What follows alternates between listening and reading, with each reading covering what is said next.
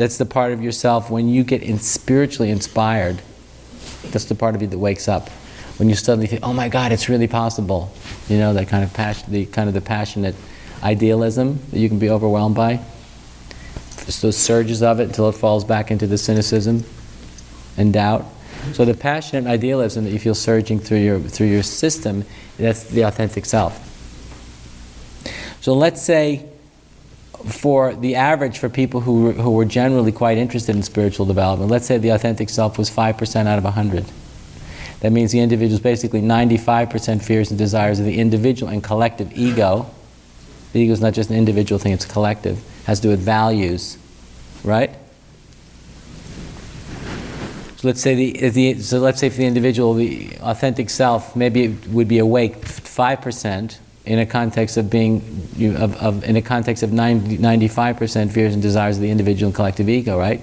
You could meet such an individual, let's say at a spiritual bookstore or somewhere, and maybe at a retreat like this, have the most incredible conversations with them, passionate, enlivened.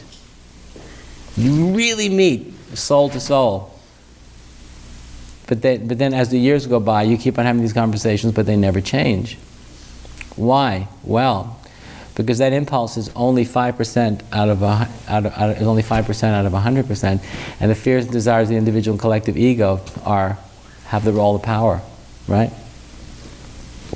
And then it goes on. Let's say you meet somebody who's awake to the authentic self 20%. Boy, you'll have conversations with and in a connection with that person that will really fire you up.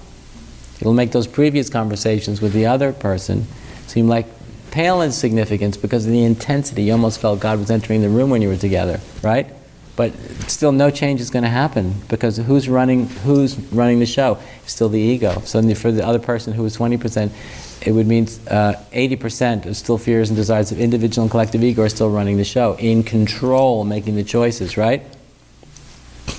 So and on it goes. And so the way it works, in the way that I teach this, is that the transformation occurs, the meaningful transformation, that's not just a passing experience, only occurs when the individual has crossed the 49 to 50 to 51% threshold. So the individual has awakened to and become, therefore, not less than 51% authentic self. Only when the individual crosses the 49 to 50 to 51% thresholds, it becomes nothing less than, at least at the bare minimum, 51% threshold. Any kind of measurable, demonstrable, and consistent evolutionary transformation, we can say, will not have occurred, because up until that point, the individual and collective ego and its overwhelming tendencies and impulses are still going to be the stronger part of the self. Get my point? When you cross the 51% threshold, then the ego it becomes the weaker half. And that's when absolutely everything changes. Okay? You got it? And the goal in my teaching is for the individual to do whatever on God's earth that they need to do to get to that, to cross that 50% threshold, to get to 51.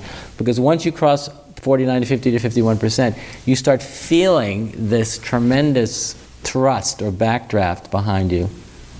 Because you find it's the source of the creative impulse itself in the life process, and in consciousness itself starts really driving you. You're not just running on your own will and intention anymore. There's a deeper and higher energy and intelligence that is catapulting you forward, right?